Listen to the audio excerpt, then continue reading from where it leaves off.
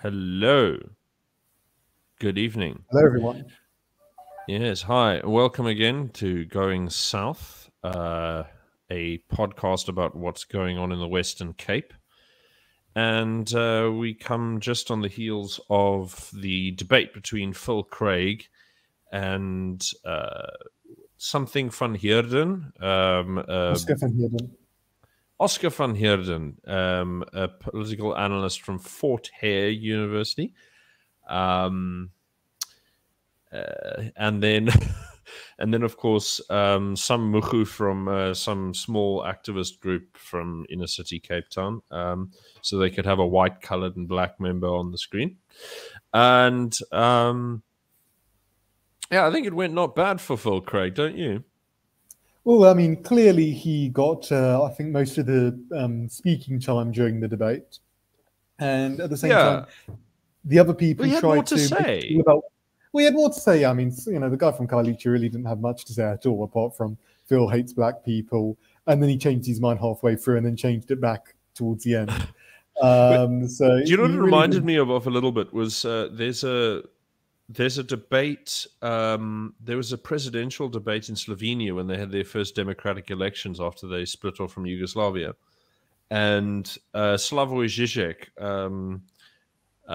the noted communist philosopher, he was running for the Liberal Democrat Party, and he was dominating the conversation at the round table. And one of some other members said, "We all know that you're very intelligent and have a lot to say, but will you let the rest of us say something?" And that boosted his support by, I think, like 10 percentage points. So it's like, well, can you let some of us retards say something? And I mean, the other two weren't stellar. I mean, look, Oscar van Heerden is okay. I mean, he understands all the basic stuff that you'd learn in the first couple of years of university. He's not a stupid guy. No, he's not stupid, but, you know, he's not the sharpest tool either. The problem is people like him think too much in the constitutional framework around this. They can't think outside of it. That's their problem.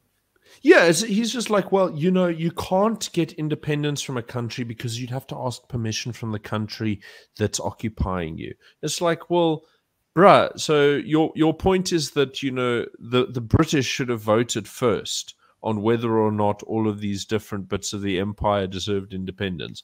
Stuff like, I mean, and I mean, of course, Sizwe and Mpofu were well saying, I know, but, you know, that old canard of Limpopo must have a say. I mean, like, it's all this cock. And I mean, like, you know, Phil Craig trying to get them to understand that, you know, when you leave a country, you know, they can keep their constitution, but, you know, we're just walking away.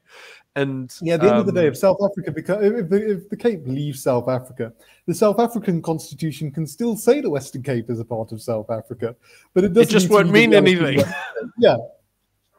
So yeah, I think yeah, no, I think it was fun to watch up to some point, but there's this constant frustration that I have with these kind of debates, because I know that I would say something far more radical than Phil Craig. I mean, you know, my usual line of like, you know, the Western Cape is a territory that was seized by Black South Africa without any permission or due process after 94.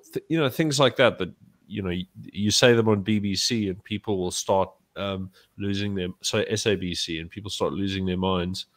But well, I mean, yeah, no, Phil is much more disciplined. He's much more disciplined. He's I would say the breakdown of talk time in that debate was 60% of it was spent talking about racism and whether Phil was a racist or not. And oh my God! It was talking about the polling results and how they had all agreed that the polling results was fake without any proof. And then 10% was spent on the constitutional issues. I mean, that was really the breakdown of the debate. Hello, sweetie. Sorry. What was in that? What was that Khoi Development Forum fellow's name? Tini or DT or something? I missed that point. I only came in about 20 minutes into the debate. No, but I mean the fellow who was doing the talking on behalf of the black community. I mean, he was a really poor choice. I mean, instead of picking like an ANC member who knows all of the basic lines, they picked like this guy who was both brain damaged and a serial liar to come on the show and just spout a whole bunch of dumb nonsense. And it doesn't make the case look very good for the unionist side of it. Yeah, I mean, it was a completely bizarre. Well, look, they had a really interesting lineup beforehand, which we can't really get into because I think that is confidential information. And it seemed like those people pulled out at the very last minute, and they had to replace them with this lineup of people. But yeah. Sorry for chuckling. I just find it funny. My wife thinks if she ducks down that she's not going to be in the shot. So, shame. Anyway. But yeah, I mean, the funny thing was with the polling, how they were trying to push this narrative that the polling was completely irrelevant because the guy behind it worked at the DA for a period of time. There was no real argument behind there. They just I mean, it's like he's hardly covered himself in glory. I mean, like all of these like just eye-watering like BBC cliches that Mr. Mann has brought back from his little Oxford sojourn. I still baffled at Sizwe and Paul was because both of his parents are like these fire-breathing nutcases.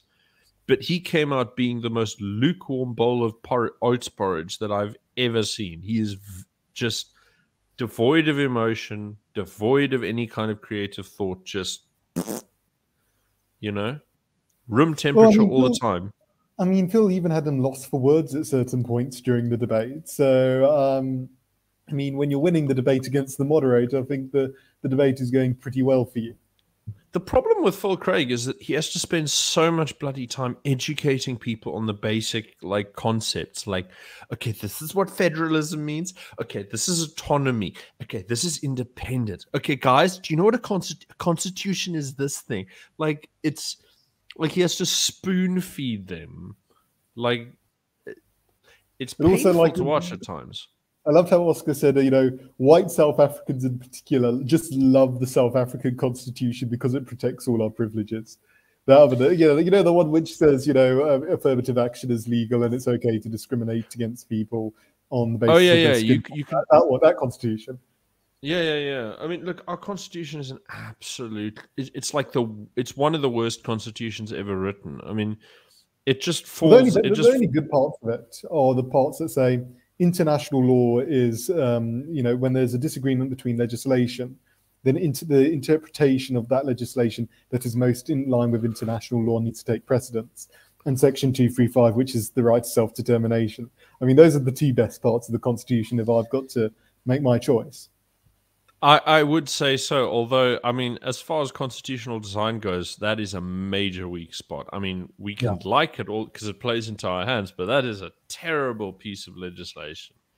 So, yeah, no, there's nothing in there to really be happy about. But fortunately, there is a small chance we won't have to worry about the Constitution forever.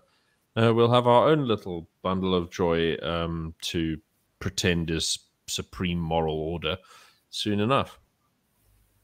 Yeah, well, look, we've already got our own version we've already got our own provincial constitution, but obviously that's very in line with the national constitution. But again, there's benefits to it. I mean, it protects the right for the Premier to call a referendum, even though for some reason he doesn't believe he has that power, and he believes he needs to go to court to prove that he has that power. It's incredibly bizarre. Look, Windy is a man of the machine. Like, he has to wait for someone else to press the button before he can go. Okay? And I think, look, he's a talented guy. He knows how to run admins. He knows how to put projects together. But as far as creative thinking goes, he's. I mean, if you're a guy who's nominally a leader but has to wait for permission on everything, it's kind of an incomplete skill set. The CIG will take his hand and guide him to the exit door on this. I mean, I think going forward, increasingly it's going to be the CIG and the Cape Independence movement setting the agenda of politics in the Western Cape more than the DA. Because Well, that's I mean, true. Especially Especially after 2024, because if the current trajectory holds, DA is going to have to go into coalition with somebody for the province to stay in their hands. And yeah. Yeah, well, we've seen some of those by-election results. I mean, you know, the DAs, the Freedom Front's making massive gains in parts of the province, and then the DAs are losing massive amounts of support in coloured areas to the Patriotic Alliance. So yeah. it's I mean, do you remember? Do you remember that conversation we had about the water quality in Barrydale? Yeah, no, it's right. I mean, so it's much really bad. I mean, some of those areas where the DA have lost by-elections recently, all up there in the northeast part of the province, all of those places, their water quality is now as low as the worst places in the rest of the country. And there's a reason that they're voting the DA out. Because coloured people don't go to the polls unless something is really, really screwed up. They're you know, black and coloured people in the Western Cape are extremely apathetic voters. So much so that something like 40% or so of the votes are white people, even though we're only Cape Town. But even in Cape Town, the province. Yeah, but look, in Cape Town we're about 20%. In the rest of the country we're about 15% of the population, and so you know if that figure holds, assuming it only holds for Cape Town, then we're 2 to 1 overrepresented, and yeah, I mean, if they're getting a clap out in the sticks like that, you know, no. I think the DA has blotted their copybook in a lot of areas, especially here in the Drakensberg, because of the attitude. And I mean, look at those by-elections. I mean, over 40% voter swing. You know. You don't. It was a 67% majority that went to an 8% majority, just like that. Yeah. In the space of 1 year. So it's, you know, and look, if you look at the 2024 elections, if independence starts getting on that agenda more and more, if it starts becoming the topic that people talk about, I mean, the DA is for one hell of a beating in that election.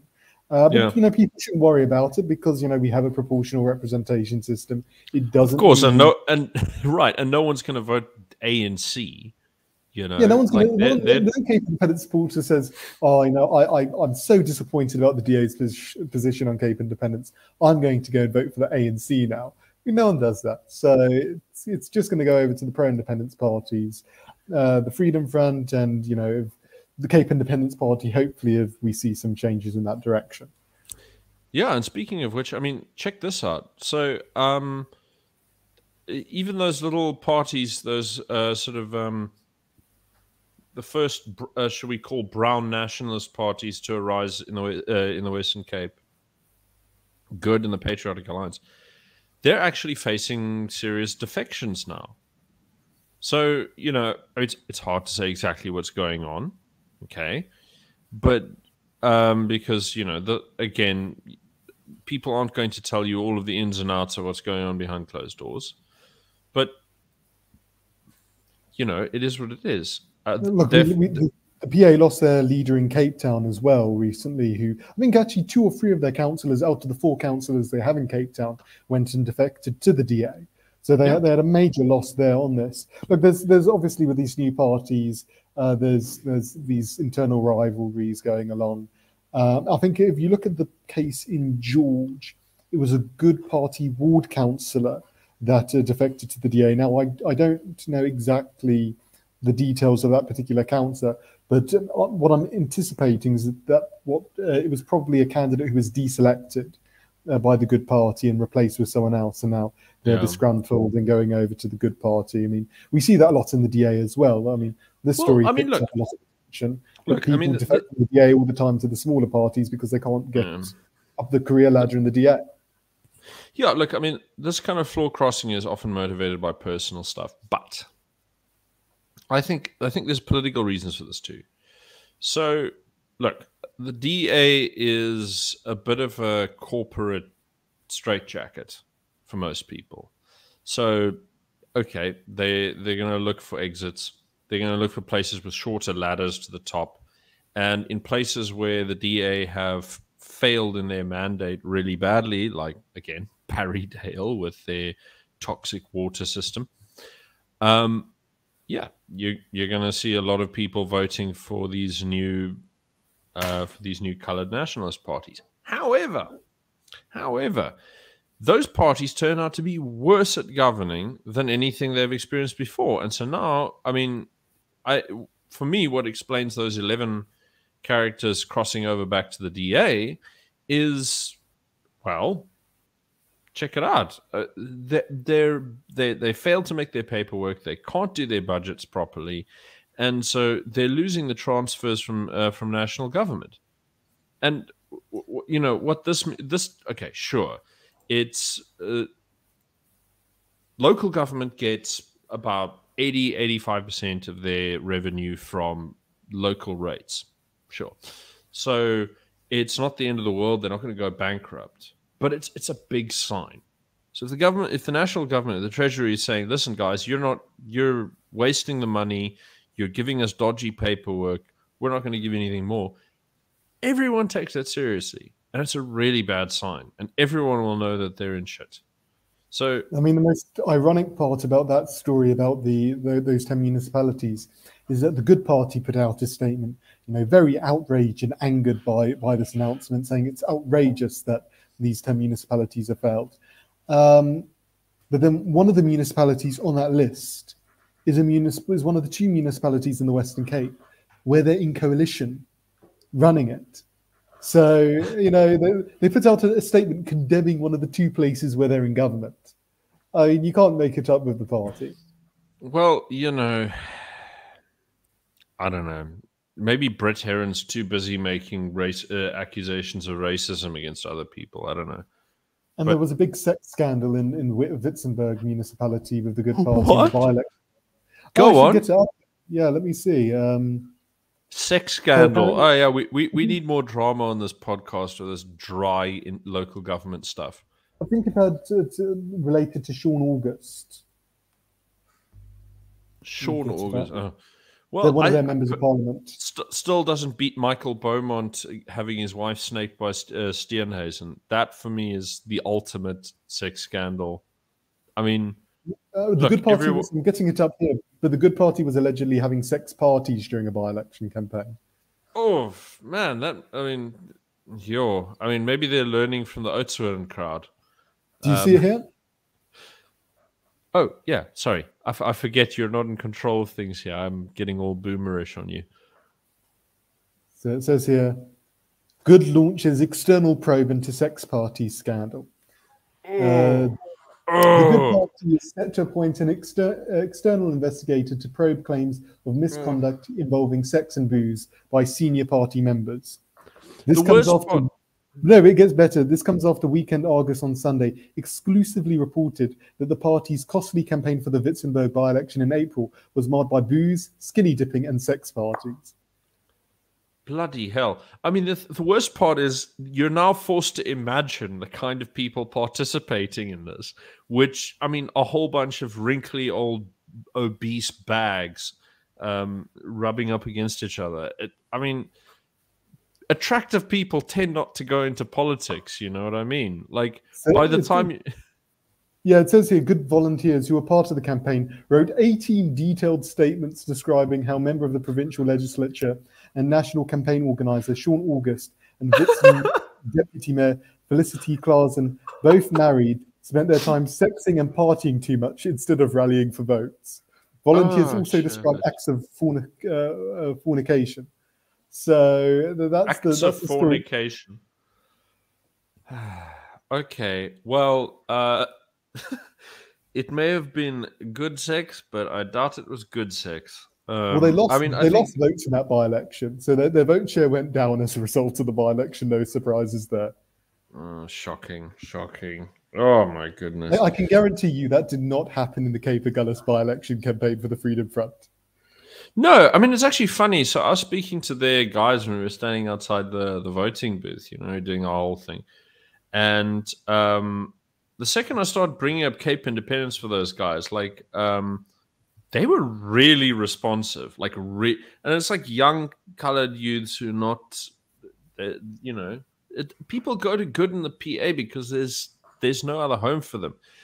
The DA are all, you know, Anglo-liberal, let's all pretend to get along, guys. It's all that sort of rictus grin, corporate straitjacket, tight and shiny stuff, which everyone knows is a bit fake. Or they have to go to the ANC, which is just, well, everyone knows it's like corruption, dead end, no future stuff. And then what have you got left, you know? So, I mean, look, Vryheidsfront Plus, I like them. They're good governors. Everyone I've dealt with in the Vryheidsfront Plus, even if I don't personally get along with them, has actually plenty of merit. Local guys over here, they actually even if they're shadow ward councillors, not elected, they get problems sorted much quicker than the elected DA officials. So my experience with the Friends were really great. But most people are going to look at them and say, okay, well, they're Afrikaans, ne? And they're a tiny little party, so they're kind of going to go, no. And then where do they got to go? Okay, ACDP, great, Christian values, yes, but unlikely to achieve very much. Or they could look at a local party, and look where that got Kanaland. They've now got a mayor who's a child rapist. So, well, I mean, yeah. that doesn't necessarily mean you shouldn't vote for local parties. Just don't vote for local parties led by child rapists. I mean, I know Nisen has I mean, I know it's a radical idea, but I mean, I think it should be tried once in a while in certain just to test the waters of controversy, you know. Doing a little trolling at the municipal level. Holy moly. I can't believe that guy is still walking around. I mean, I don't know if he's still there. I mean, that party. No, I mean it in the sense that I can't believe the guy's still breathing. I mean, someone must have had like some kind of violent attack of conscience at some point. Do you know what I mean? So, well, maybe he realized that the only way he could get, you know, the security he needed was by being an elected official. Yeah, getting that security entourage. So maybe that's the whole strategy around it. I mean, my God. No, yeah. It's a sad state of affairs when people like that can see daylight, eh? And just daylight gets elected to positions of power. Oh, it's fish-like, yeah. But, you know, could be worse. They didn't even get a small amount. I mean, they got like more than 40% of the voting, Carnaland, I think, as a party. How much? 14. I think it was 40%. Let me just check that. I thought it was much smaller. I thought they were doing that sort of like, you know, manipulative slice of the vote, you know. They were the largest party. Yeah, sure, but... So they got 45% That's depressing. That is depressing. 21% went for the ANC, 20% for the DA. Do you know what it makes me think of? I mean, you know that Dave Chappelle bit about, you know, standing in line talking to Trump voters, where he says, you know, why did you vote for him? And he says, you realize the moment was when, you know, Donald Trump is the guy coming out, and he says, all those guys in there are crooks, and I know because I'm one of them. And then he goes back and he joins them. And he says, well, everyone voted for him because he was clear about that fact. And it makes me think a lot of how colored people vote, because they're extremely cynical, right? They don't trust anyone. They haven't had their own governments for 120 years, right? More than that. And so they've been ruled by other people who's trying to screw them over and promise them various things for as long as anyone has lived, and longer. So when someone comes out and says, yeah, the whole system's rigged, man, it's all screwy, but we're gonna get our big cut. Why don't you vote for us? Then at least they're not getting their cut. And everyone goes, yeah, screw those guys. And I can understand that vote. I don't like it, but I can understand it. Well, it's definitely a very populist-orientated vote when it comes to these issues. I mean, it's a more of an emotional vote than a rational vote. Yeah, but the thing is, people say things are irrational, but it depends on what your prior assumptions are. So you've got if you assume that everybody in politics is a crook, you're going to say, well, if the people who are in power are all stealing money and lying and serving their own people, why don't it be one of my people? for me, that there's a real crystal clear sort of logic behind that. Yeah, I guess look, the criminal who's the most honest, about being a criminal is, maybe the best person for the position then.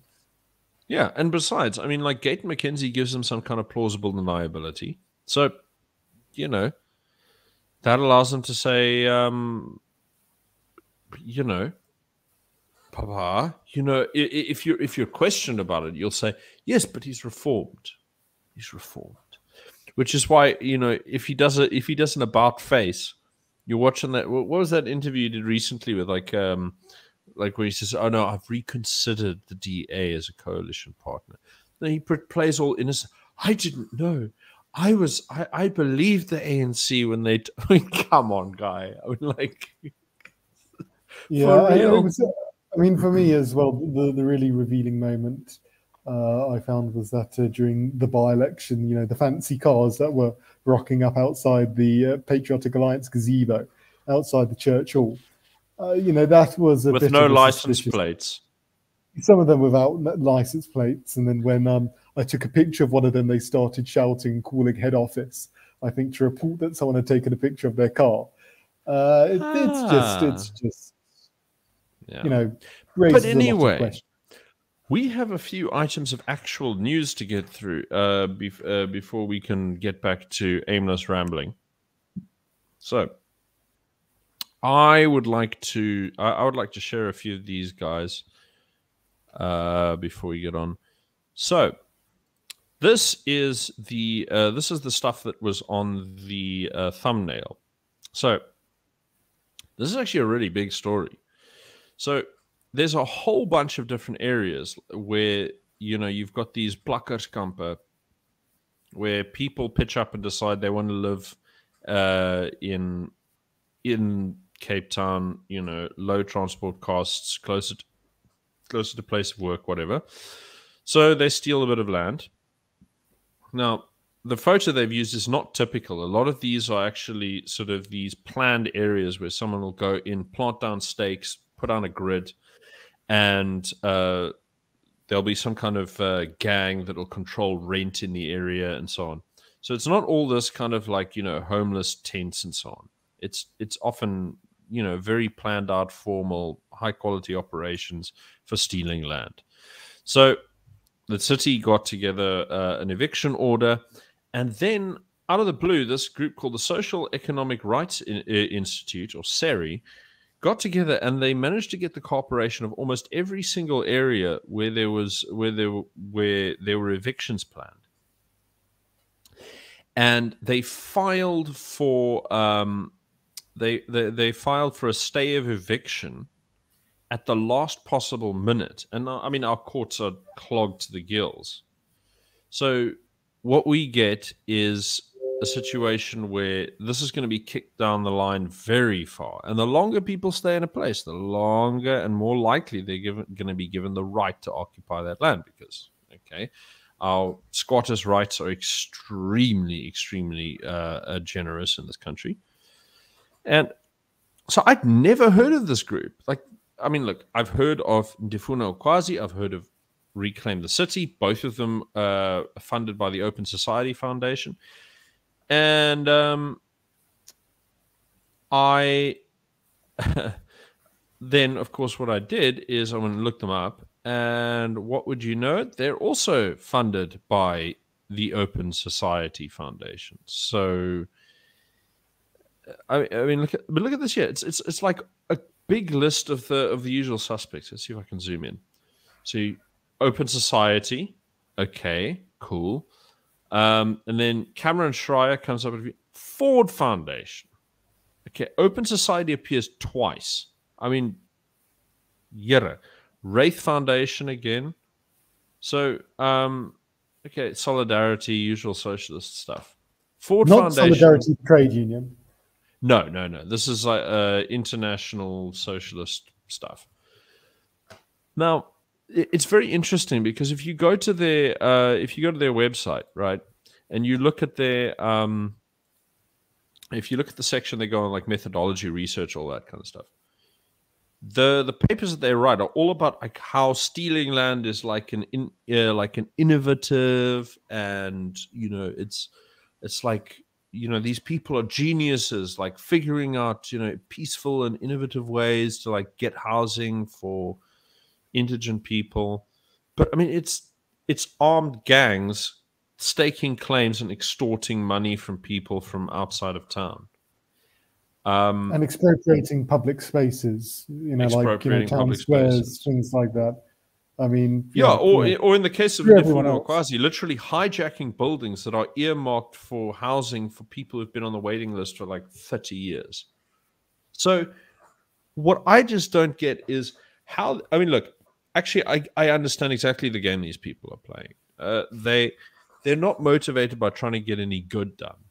They're not. It's all about sticking it to the man, and the man happens to be, well, whoever symbolically represents the demon of the day. What I think a lot of people.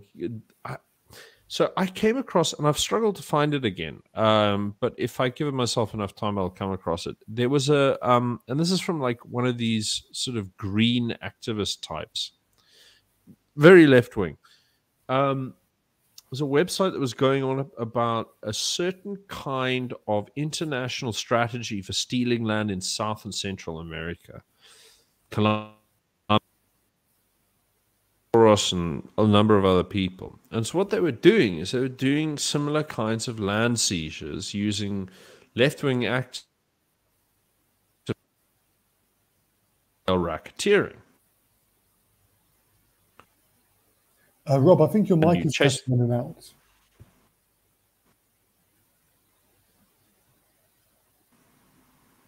Can you I hear can't me? hear you now at all. Now I can. Ah, right. No, okay, good. Okay.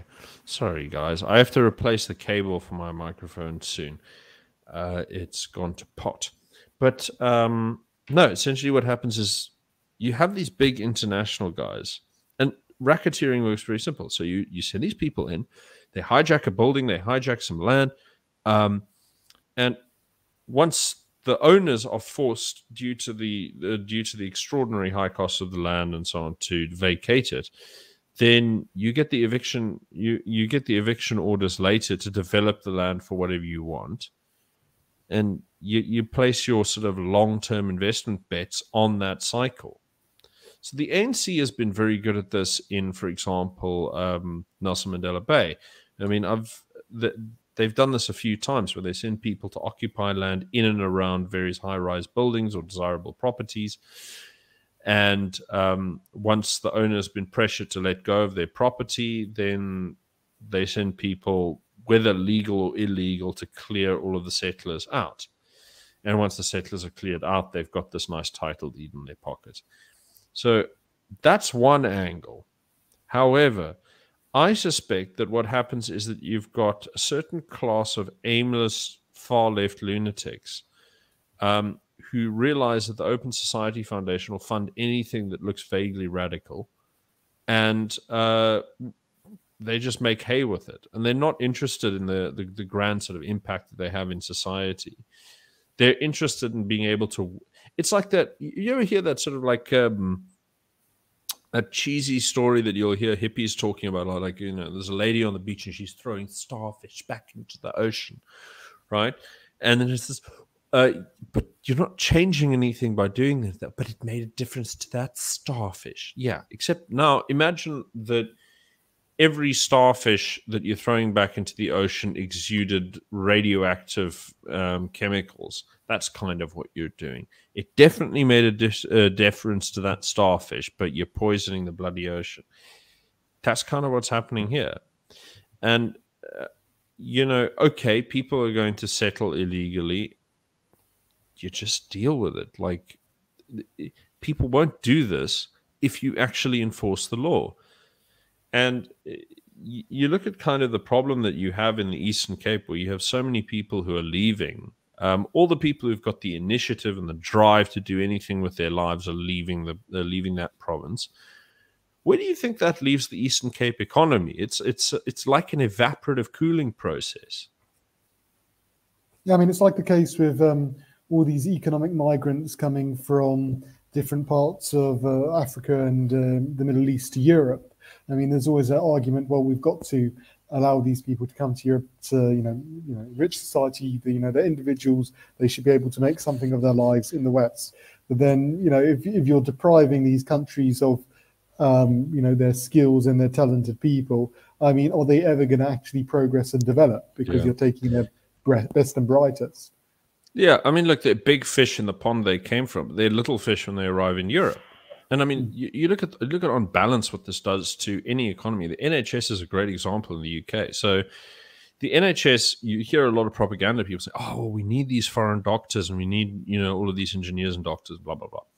The reality is that you actually don't. If you subtract all of the mass immigration from the country, which is mostly like low income, no skill, whatever, you subtract all of that, you don't actually have the demand for those doctors and engineers and so on that you would otherwise have. I took a look at that. So overall in the NHS, that is true. And now it's a large institution. I think it's got something like more than 1 million employees or something like that, indirectly or directly.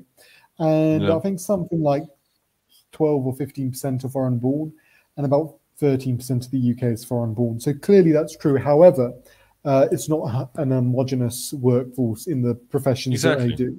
So certain sectors like doctors and certain types of doctors, you see something like 40% are foreign born. So clearly there are certain professions where that would be required and where that is useful.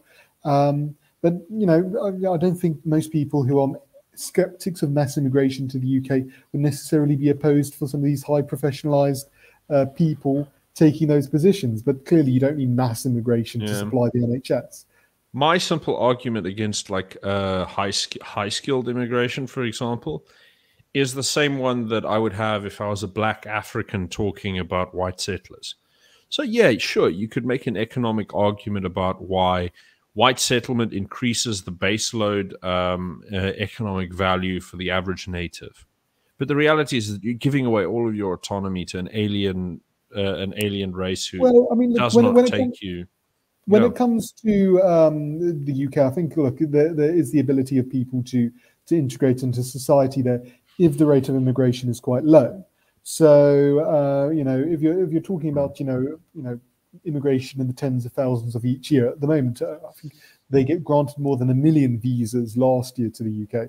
If you're talking about, tens of thousands of people each year, and you try and distribute that more across the country rather than focusing it purely on the urban centres where it currently is focused, then there is that incentive to integrate. You can't form necessarily ghettos in certain parts of the cities. You've got to live and interact with people of that culture there. And then that does encourage you to integrate more into that society and become part of it. I mean, look, your skin color might be different, but everything else, your culture, your background, the way you think, your values are pretty much in line with the average person in the country. So, but look, if you've got 1 million people coming in a year, if they're concentrated in certain parts of the country and they fundamentally change those parts of the country, so actually you're unable to integrate into the national culture. It's not just that, it's really interesting. Someone did an analysis and it turns out that, for example, people who are coming to the UK from Pakistan or Bangladesh or wherever, almost all of them will come from like one tiny specific town in those countries. Will be doing all of the chain migration into that said European country, whether it's England or wherever. And it's really setting up this very, very tight-knit community that has no real relations to the broader economy in terms of culture or values. And you're introducing some kind of segregation. I mean, people think these are sort of scattershot migrants who are coming alone, sort of desperate, much like that old romantic story about coming to America and so on. You've got your poor, tired, desperate, broken people rocking up on your shores looking for a better chance. Well, it's sort of a yes and a no, because it's, yeah, sure, they're looking for opportunity, and a lot of them are very sort of get up and go type people, but they're also looking to benefit their own kind. And it's, I mean, look, I don't want to get too deep in the weeds with this because, everyone's like this. It's not It's not a particularly, you know, how should I put it? It's not specific to any group. Our ancestors did this, you know. So, but it comes to the cost, and you have to ask yourself whether it's worth it. But before we get too off in that, I thought I'd bring up a very weird story. Now, I know that this is, I know this is not like a deep political sort of analysis type thing, but it has some sort of interesting little touchstones in recent politics. So we're talking to this poo protester guy, Khoi. Now, he's a community activist who protested against like lack of sanitation in township areas. And the way he did it was about 10 years ago. He dumped like all of the charges from those Porto parties. You know, those like, you know, mobile toilet things on construction sites. Dumped a huge amount of that waste into the lobby of Cape Town Airport. And so that's what made him famous. But he had a very, very interesting sort of political journey, and he's recently been shot and killed. Now, what's really interesting is what he was trying to, what he was actually trying to achieve. So he was trying to help the local government clear people who are settling on the railway tracks. And during this process, he'd after the DA came to him and tried to address some of the sanitation issues, he actually switched to support of the DA. But because of criminal charges, he couldn't actually join the DA as a formal member because they don't allow people who've got a criminal record to join. And he ended up down the road joining the Land Party, which is a very peculiar outfit. If anyone doesn't know what the Land Party is, the Land Party is a small group that was started in Hermanus to facilitate mass land seizures, racketeering, intimidation, and is helped to a large extent by 3 white ladies who live there, who make themselves out to the local population to be witches in order to facilitate cooperation. So, and they have ties to sort of local property developers and funny shenanigans like that, just similar to the pattern of racketeering that I mentioned beforehand, except on a smaller scale. So he didn't even stay for 1 year with that party, and you can see why. I mean, this is clearly this is clearly a man who's not married to any ideology, but is trying to solve problems from a, how should I put it, from a position where he doesn't understand the system very well. And he strikes me as a sort of tragic case, and it's very sad that he's been taken out the way that he has. Granted, he's not an ideological confederate of ours, but I did think it was quite sad in its own little way.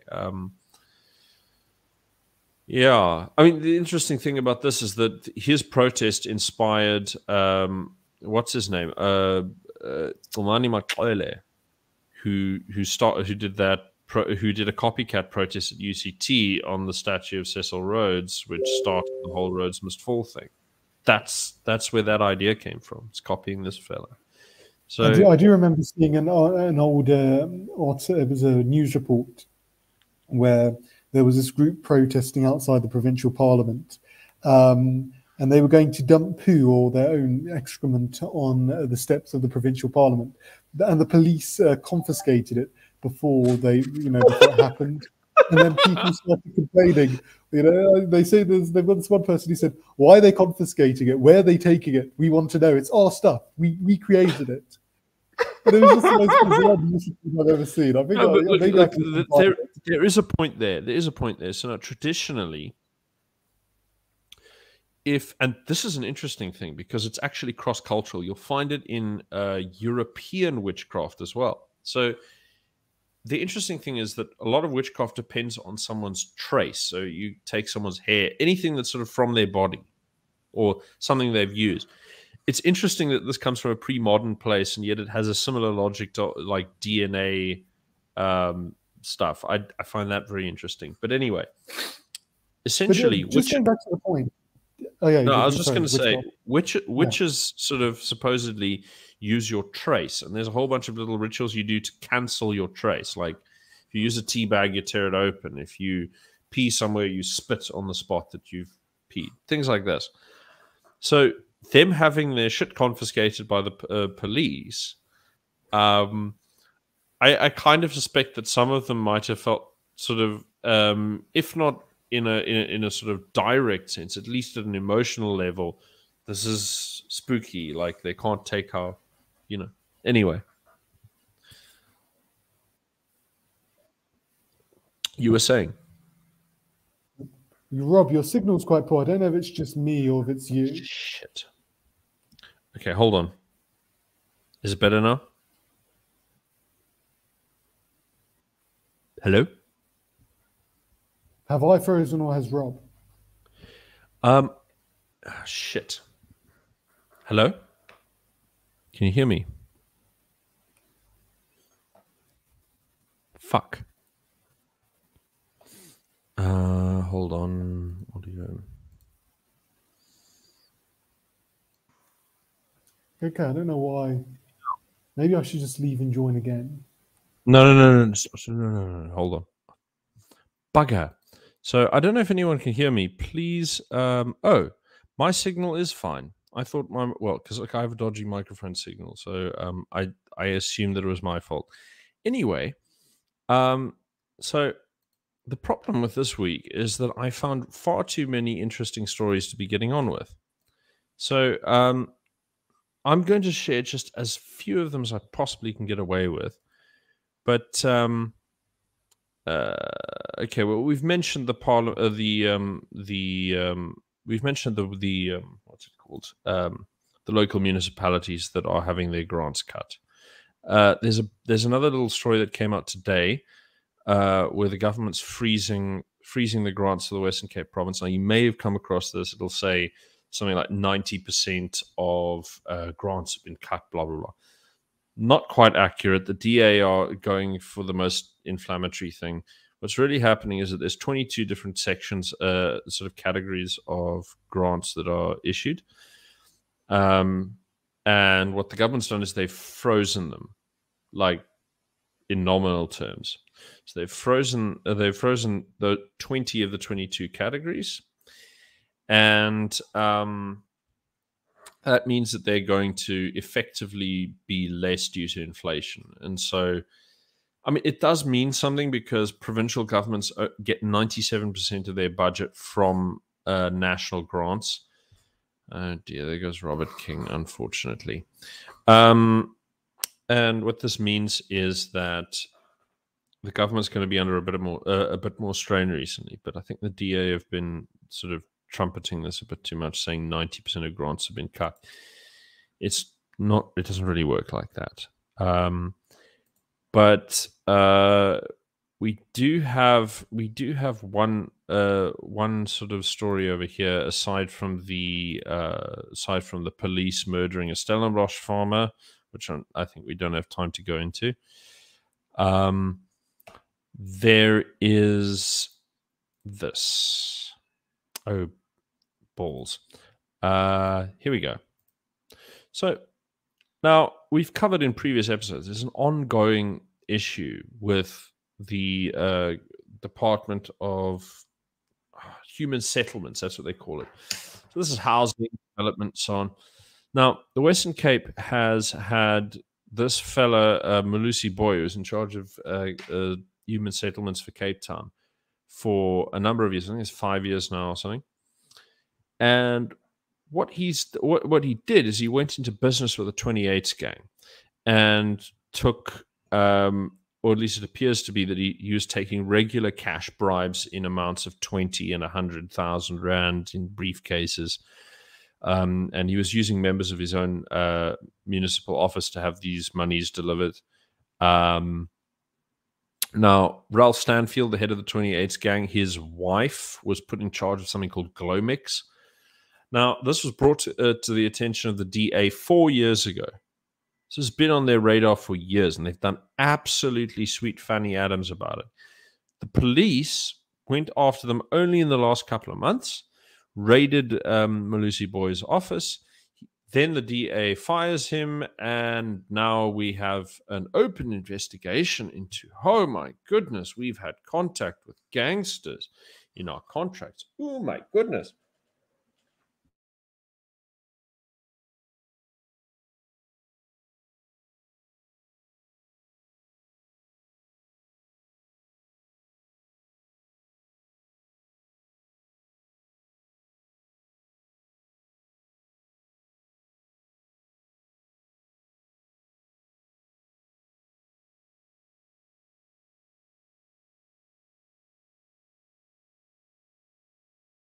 Bugger.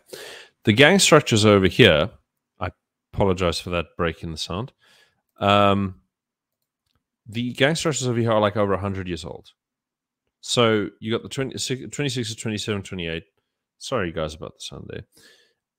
This little oh, you cannot be serious. Thank you. So the gang structures are very. Hi, sweetie. Just come in and give it to me. It's fine. Thank you so much. Hi, sweetie. Okay, so I have just been handed supper. But yeah, I get a chicken mayo sandwich and roast potatoes, which is very nice. Which I'll have to eat in a little bit, but not right now. So. Okay, so the gang system is very deeply entrenched. It's never been uprooted, and as many people know who've been paying attention to anything that I've written, because I mentioned this a million times, is that the the ANC, sorry, has a standing deal with the gangs in the Cape. So this starts from 2011. Jacob Zuma approached them, and it serves two roles. So you use the intimidation and bribery of the voters by the gangs who control lots of local areas to drive up votes for the ANC. And then, of course, the violent crime that they're protected from, the consequences of which they're protected from, should I say, means that they get to destabilize the Western Cape government. The homicide figures belie the DA's governor's capacity somehow, because most people don't know that the police are run by the national government. They think that everything in the Western Cape is DA, and so everything that goes wrong in the Cape is DA.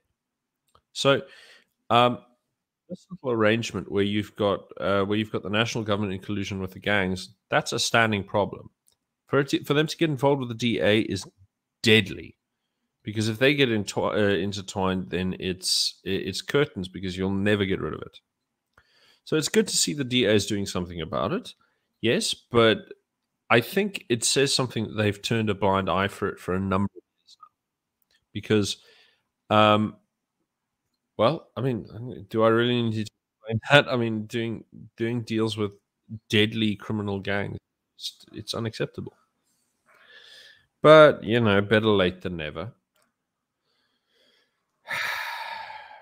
So, I mean, one of the issues that we have is that you've got these ANC friendly judges who will often do deals with, often work in tandem with police, and so there is now there is a whatchamacallit, there's an investigation that's going down, not just into the ties that Malusi Boy had with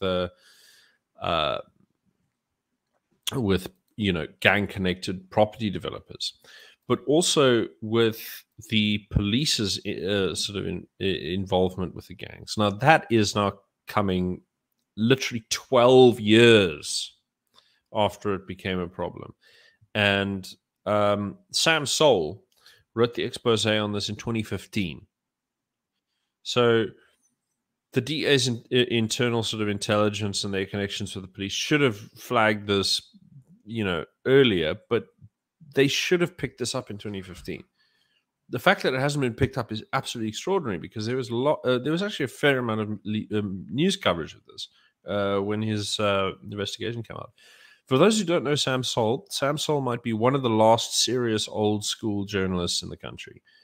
He doesn't do political analysis. He simply does investigative journalism, corruption, crime, stuff like this. So he works for Bungani, and I think he used to write actually a lot of opinion pieces back in the day. But after he got control of Bungani and he realized, okay, well, here's an opportunity to do real journalism, he has absolutely abandoned any kind of opinion pieces. I mean, look, but he was always anti-establishment, and not only that. I mean, look, his political views are fairly middle of the road. He's nothing special, but he was always a principled character. And one of his big articles written back in 2010, back when he still did opinion pieces, he talked about brown envelope journalism, where he accused all of his colleagues, essentially, of being part of a vast system of bribery. Now, I think he took the wise route by picking investigative journalism over analysis and political commentary, because his investigations and the team he heads still does some extraordinary work. And the fact that they avoid pissing off any kind of partisan political stuff means that they keep getting to do that work, which is valuable not only to sort of bottom feeders like myself who, doing secondhand commentary, but it's also important to historians, because otherwise all of this stuff gets lost in the cracks. So I'm glad he's about, and without him, this may have never made the light of day. And now we're dealing like a decade down the line with the consequences. But yeah, I think we're facing we're facing a very, very sort of complex situation down here at the moment. So I think we're quite lucky that even if the DA are a bit slow, they're not the ANC. And I think, it's like those of us who are on this side of the fence, we get very angry at the DA because they're a bunch of lefties. They're bleeding heart liberals. They don't make rational decisions. They're arrogant. They're condescending. They're rude. They're two-faced. But they're still not the ANC. And, the difference between the two is chalk and cheese. I mean, one of them is willing to encourage mass murder, and the one isn't. And I think, that should count for something, I think. But yeah, I think I'm going to leave most. There are a couple of other stories that we had to do. Not very big stuff, but I'll mention them very briefly.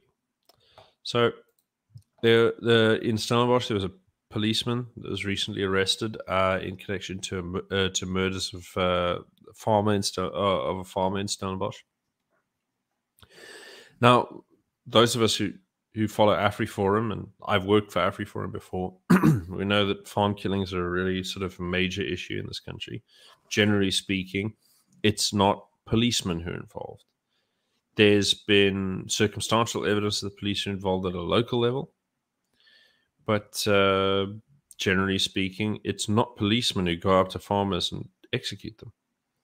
So this is a rather big and unusual case, and I think next week I'll definitely double check and see if anything's developed on this case. But for now, I think it's something worth just keeping an eye on. I think a sort of marginal story that most people won't pay attention to is that so most people won't know that there's actually a fairly decent-sized movement in the Western Cape for sort of Khoi indigenous groups. Now, there are several of them. The biggest one is actually in my area in the Drakensberg. So that'd be the Khoi group. I'm on reasonably good terms with them. I've done like a little bit of charity work with them because my wife has a contact where there's sort of cast-off clothing that comes from like big stores like Ackermans or whatever, and I'll just make sure it gets to them. Nothing fancy. It's just, an old family connection that passes through clothing. We didn't know what to do with it. I had a connection. I was talking to these guys, so I just gave it to them. And yeah, so there are a lot of these groups around. And this group, because I was helping them out like this, I actually managed to get them in a room and convince them to join the Free the Cape March last year for Cape Independence. So these groups, they have a little role to play. And they've also played a role in preventing trying to prevent, shall I say, the building of the new Amazon complex near the Lisbech River in what's it called, Cape Town. I can't believe I forgot Cape Town. So the guys who have who challenged the development have now been faced with court challenges against the leaders' rights to stand in representation of the group.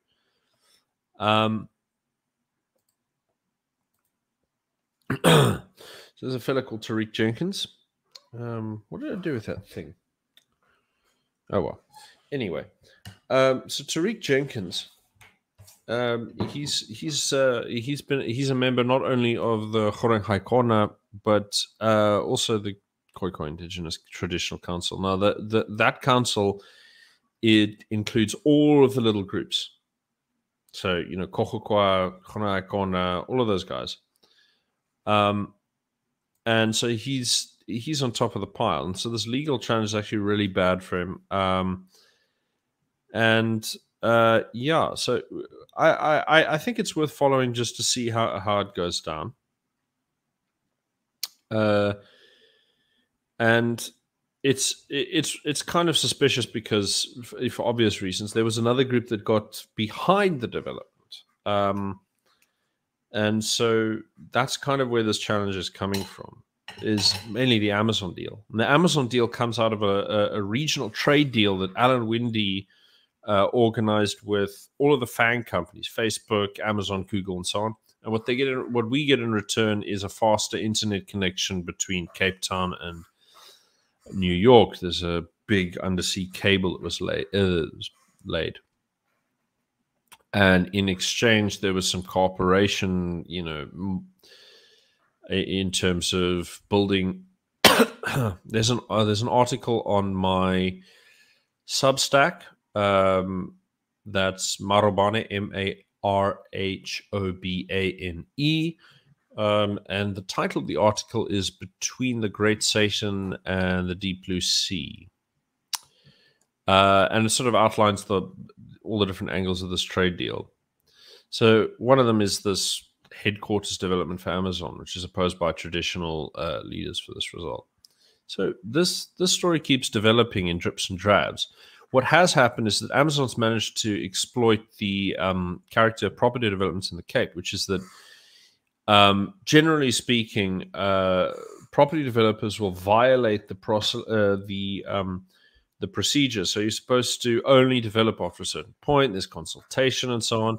But if you've already built the building beyond a certain percentage, I can't remember, it's like you've laid the foundations and you've got a certain amount of materials in place, then it's seen legally as a fait accompli and you get to finish it. So the construction company that's done this for Amazon basically just bulldozed over the regulations, and the local government just doesn't press charges because they're the only people who've got standing to press charges, so they just don't press charges. So that's how that gets done. So this has been lost on multiple fronts. So not only have the indigenous leaders who tried to object to this development lost, but they're getting removed. And this is a really, really sad loss because, well, I don't like people developing the Lisbech River. I mean, it's one of the few places in Cape. I mean, like Cape Town's one big draw is that you can still escape the city and walk down to the river, walk up into the mountains, and just feel a bit of nature and get away from all this shit. And I mean, I remember going down and counting the different bird species that I'd see over there, like spoonbills and pelicans, and I don't know. I just don't like this, and there's not much that's being gotten in return for Amazon getting a foothold in our country like the way they have. So, yeah, I just feel really down about this, and I don't think it's a victory. And in other news, I think the last one that I'll mention is that Total, the French oil company, has gotten the approval to drill for gas off our coast. Now, those of you who don't know, we do have actually fairly significant gas deposits off our west coast. And those have been parceled out for the past couple of years for exploration, for drilling, and so on. And a lot of different companies have gotten tenders and things like that, at least prospective. But, mineral rights take years to turn around. There was a report by, what's it called? Engineering News, from Creamer Media. They were saying that it can take around 10 years for rights to turn around. I mean, for example, you can look at Steenkampskraal, one of my favorite little sort of gems, which I like to go over, is this is the purest and fairly large as well. One of the purest deposits of rare earth minerals in the world. It's a rocky deposit as opposed to a sand deposit, which creates problems for mining. So, beg your pardon. It's a rock deposit of over 10% concentration rare earth minerals. Now, most of the time, it's like sandy area. It's sort of a sandy deposit with like less than 1. It's like 1 to 2% deposit, and that's most of the places in the world. So what's found up in Steenkampskraal is extraordinary, and yet it took them 4 years just to get the prospecting license to go find this. So now they know the value of the minerals that they've located, and it's going to take them another half decade to get the rights to mine it, by which time we'll probably be independent. So, good stuff. But the gas stuff, look, the guys in the Karoo have been very good at preventing uranium mining and fracking. Okay. But oil and gas, we've been looking for oil and gas in this country for more than a century. But it's never yielded really substantial results. So these offshore gas fields around South Africa, this is a big boon, especially now that gas is seen as a transitional energy material. So, you've got your renewables, then you've got gaps in the system, and then you've got, your traditional things like coal. Those gaps in the system, as well as your heating and so on, that gets filled by liquid natural gas. And Europe is very big on gas, not only for sort of your stop gaps and your peak peak demand shaving and so on, but also for heating. And so it's very valuable. And so Total getting their hands on this is very good for them. Kind of good for ANC cadres, not so good for the rest of us, but most of us won't notice anything. Some fish might hear a rumble. But it's worth paying attention to because there's big bucks down there. And it remains to be seen whether any of this will result in damage to marine life, which, sorry to be a softie on you guys, but I do care about, I do kind of worry about this kind of stuff. We recently had the DA decide to get their act together and stop dumping massive amounts of sewage into the bay outside of Cape Town. I actually think Alex Lansdowne is mostly responsible for that good work because he is a sort of wetland specialist who I knew from Twitter just as he was a botany student who I followed because I liked his posts about the little flowers he'd go on. So he joined the DA a year or two ago, and he's managed to work himself up to being a fairly serious consultant, and I think he's a counsellor as well. And so he spearheaded the effort to get that sewage taken care of, and I think he doesn't like me at all because I'm on the right, but he's doing good work, and regardless of the fact that he's a kind of lefty kind of fella, if he's doing good work, he's doing good work in the story. Now, before I quit, I would like to see if there's any questions. Nope. Oh yeah, one. Please expand on your comments. Soon we won't need to worry about the Constitution. I'm saying, well, if we leave, that's an optimistic statement.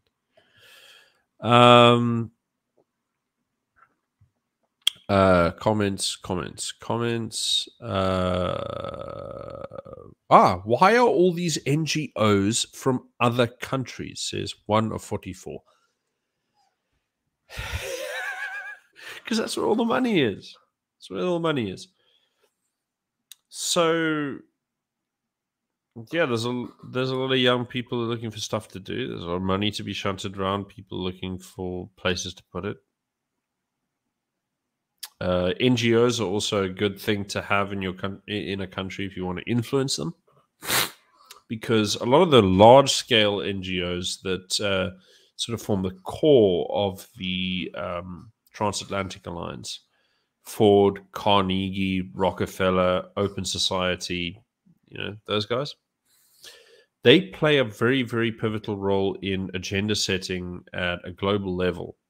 And so when they place all of these tiny subsidiary NGOs that they fund in various countries, they see them as a foothold to preserving the global order that they believe in. So, or to affect the change that they want. And you can see what happens when you try and buck this. I mean, Georgia tried to do it recently. All they wanted to do is make it, if you're more than 20% foreign funded, you have to register yourself, declare yourself a foreign funded organization. And massive riots in the street because they deployed everyone they had contact with. And from the things that I've been describing, I mean, you get these activists involved who, like, in our case, in the case of the 3 little groups that I was mentioning, land invasions, whatever, you've got people who benefit from these NGOs that they draw people in, they give them things to do, they give them benefits, they provide them with a career. What happens to these people is that they become loyal, they become dependent, and they can then be mobilized. So it's a potent weapon in international politics. That's why things like color revolutions can occur, because you build up this base of people who can build up a base of people who can actually act when that country decides to change political direction into something that's not favorable to the transatlantic oligarchy. Now, someone says, is Helen Ziller not in bed with the Open Society's orgs? I don't think that's really the right way to look at it. So Helen Ziller has a long tradition of organization with sort of left liberal groups. Now, a lot of people might think that she might look up to Margaret Thatcher, and I think she does to some extent as a woman. But in terms of her political idol, I think what I gather is that she looks up to Tony Blair somewhat more. Now, she was involved with the Open Society Foundation, but retired from that when she entered into what office was she taking? I think it's provincial premier, but I'm not sure. So she retired from that and she went into premiership.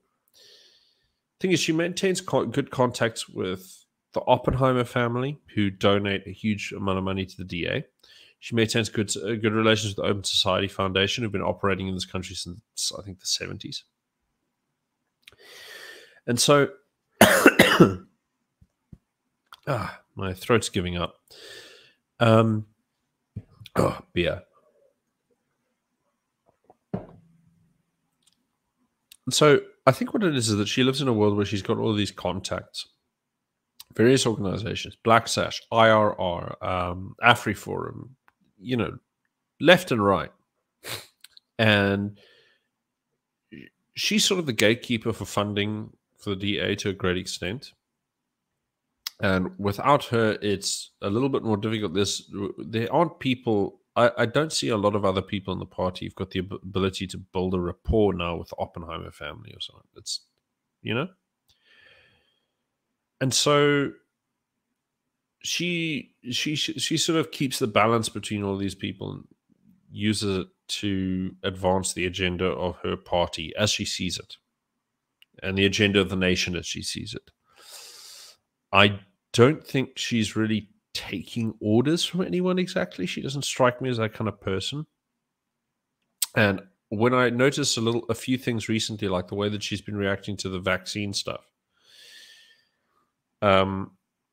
it strikes me that she does have a mind of her own, but she's always got her eyes on what it's going to do for her political career.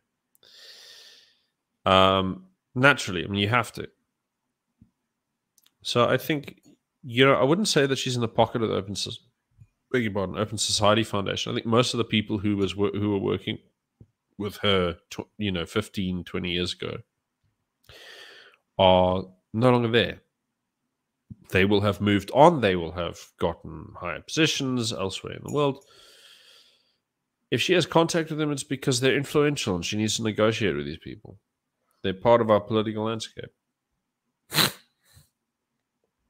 No, I think, look, don't confuse her for someone who's based. She's just old. Okay? And there's certain features of the world she thinks are going really, really crazy. She doesn't know what to do about it. And she would like progress to be still defined in the way that it was in 1980. Unfortunately, that's not where things are. And those of us out here today have to recognize what ground has been lost, and where to retreat to, where to circle the wagons and start again. And that's why so many of us are going, okay, forget South Africa. South Africa's lost. Let's try for Cape Independence. Some other people seem smaller. They say, let's go for Orania. Let's go, or maybe they're somewhere in the middle. And they go, okay, let's do anchor towns. Let's retreat to these enclaves. But I think, Dagbreker, do you think Gottfried has a good take on this? He does, to an extent. I think so what Dagbreker is saying there is, so there was a guy called I keep forgetting. I think it's Paul Gottfried. So he's a historian that studied fascism. So he's the foremost living expert on fascism, and he wrote an article saying why Marx does not work, and this caused a big stir for some reason in a lot of right-wing circles. This is my last point of the night before I go. And he broadly made the argument that wokeism is not really Marxism. It may be influenced by Marxism, but it's really a byproduct of liberalism. Now, I think the reality is that whatever woke is, it's something new. It comes from liberalism, but it adopts major features of Marxist liberation ideas. It may adopt Marxist liberation ideas, but it doesn't care about Marxist economics.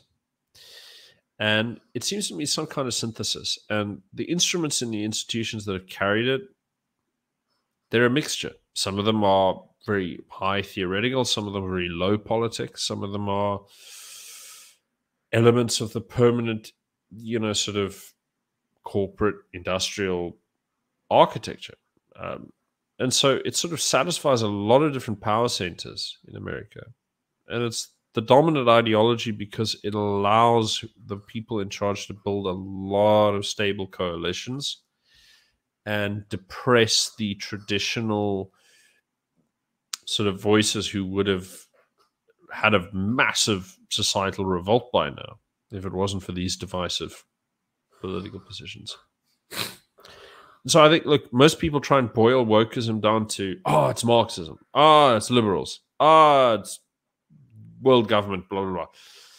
It is what it is. Just look at it on its own merits. See the contributing bits that come into it. It's like every idea has parents and grandparents and so on, like people do. And for my part, like I said, just let yourself have that complex picture. Everything is its own thing. Comes from somewhere, has certain effects. Some people support it, Other people don't. There are reasons why they do and don't. Take it for what it is. Don't have to reduce everything into like one enemy.